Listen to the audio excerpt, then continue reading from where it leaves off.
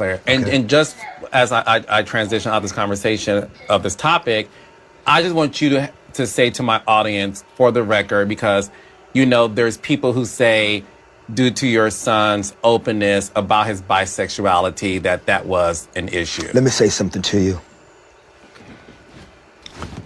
I am a lover of every human. I love people. I love people.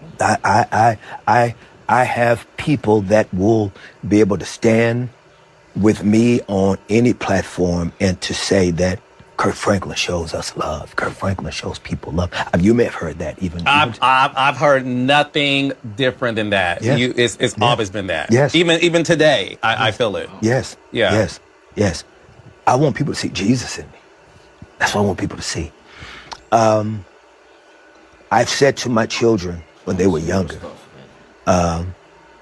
my son and I've had some beautiful conversations when he was a young boy.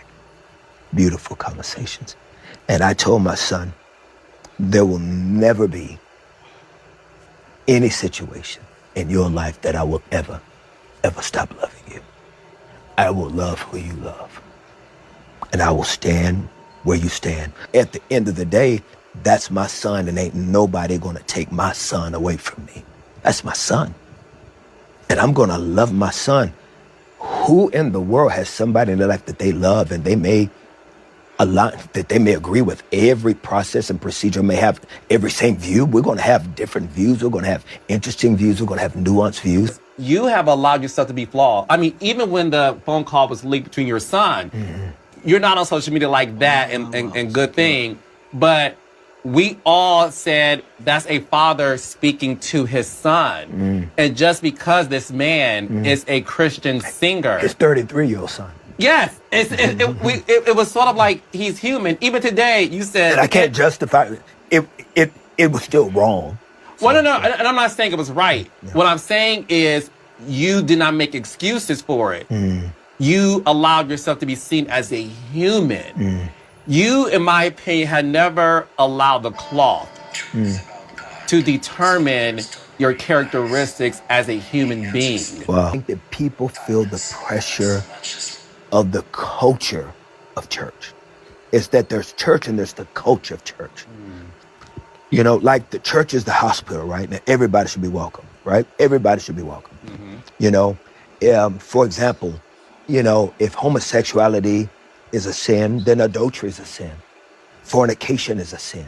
Divorce is a sin. And none of them are bigger than the other. And so that's why I have never understood homophobia.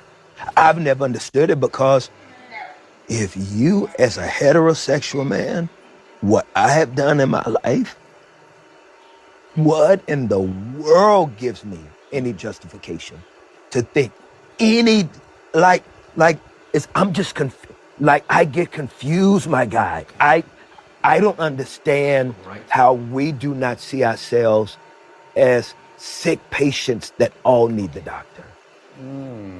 I don't understand it, because my thoughts, the things sometimes that come up in my heart, the in me that I see, I don't understand how I could ever have time to have conversations about who you sleeping with.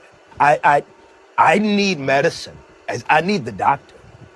And if you want to go to the hospital with me, you can come with me. But I'm not going to stand saying, you need the doctor. I need the doctor more. You can come with me.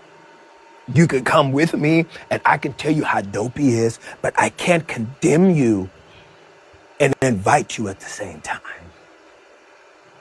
I'm trying to win people. I'm trying to win my son. I'm trying to win my family. I'm trying to win people. I'm trying to win people to Jesus, man. I'm trying to show people the love and grace of God. I mean, you know, Carlos, most of my life, I've had my sexuality questioned. You know, I'm little. You know what I'm saying? You know, I think I like clothes a little bit, you know. You are one of my fashion icons next to Steve Harvey, Pharrell. Yo, Steve has been killing it. Steve has been killing it. Steve has been killing it lately. Unc been killing it. I mean, you got them Celine boots, you know. Yeah, but you be dressing. You love a Mary. You love a Louis Vuitton. I study Kirk Franklin. That's great. And then I came up in gospel music, where a lot of my brothers were feminine men, but they were great friends to me. They were beautiful souls to me. So, Did and it hurt you though when people question your sexuality? oh yeah. It did. Oh yeah, when I was a young boy, yes. Yes. How early on do you remember your sexuality being questioned? Middle school and high school. Really? Middle school and high school. Yeah, it's because when I was in choir, but because I've always been in the arts. And then I was adopted by a woman. So I think that I was very comfortable in my femininity as a man, like my sexuality for me was never a space where it was anything but heterosexual. And I'm not saying that in any cocky space. I've just always but I've always been loving and compassionate to people.